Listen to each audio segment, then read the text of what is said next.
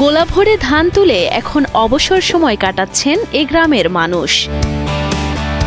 নানান বয়সী কয়েকজন মিলে গোল হয়ে বসে করছেন খোশ গল্প। এখন এই 1 মাস আনন্দ উল্লাস করবে, 6 মাস পর ধান টান তুলছে, যার কারণে মানুষ খুবই টায়ার্ড। এখন আনন্দ উল্লাস করবে, এই সময়টা কাটাবে। এখন অবসর সময় হয়ে যাইব, মানুষ বৈশাখী গপসপ করে, আড্ডা দেয়, আনন্দ করে, উল্লাস করে। মাঠ থেকে ধান তোলার খুশিতে দুরন্ত পনায় মেতেছে শিশুরাও। কেউ খেলছে ফুটবল, কেউ খেলছে ক্রিকেট। আনন্দে ভরপুর এমন পরিবেশ সুনামগঞ্জের হাওড়পাড়ের প্রতিটি গ্রামে। এবার ধানে ধনী এ জেলার মানুষ। আমরা ধান পাইছি, ফলন পাইছি, ভালো ফলন পাইছি। প্রায় সবাই 300 মন, 200 মন, 250 মন প্রায় মানুষই পাইছে। গেছে শুধু গৃহস্থও পাইছে 30 মন, 40 মন করে। গ্রামের অবস্থা এবার খুবই উন্নতির দিকে। সবাই খুবই আনন্দর সাথে বৈশাখ সুন্দর মতে তুলতে পেরেছে। গোলাভরা ধান সবার ঘরে ঘরে, কৃষকের মনে তা নিয়ে খুবই আনন্দ।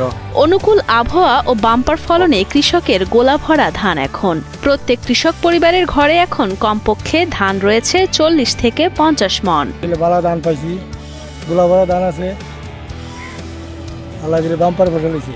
আমরা হাওড়ে সাধারণত কয়েক জাতের ধান উৎপাদন হয়।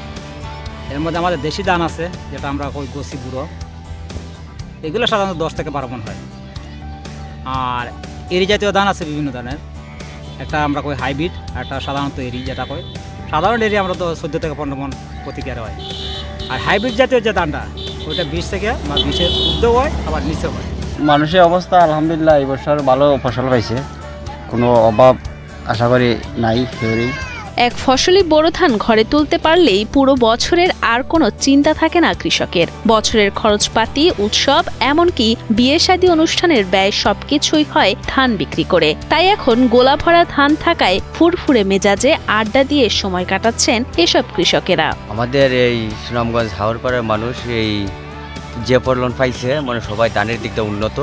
যে কোনো ফ্যামিলিতে 50 মন ধান আছে।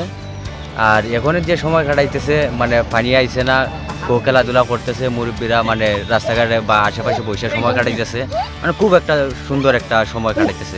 ধান তোলা শেষে এ সময়ে পানি আসার আগ পর্যন্ত কোনো কাজ থাকে না কৃষকের, তাই তো বেকার সময় কাটে তাদের। এখন আমরা কাজ কাম শেষ, পোশাক তুলে নিয়েছি, এখন তো সবগুলা সেই দিয়ে ধানটার নামে একবার হাজার হয়ে গেছি, বেকার অবস্থা করে দিয়েছি।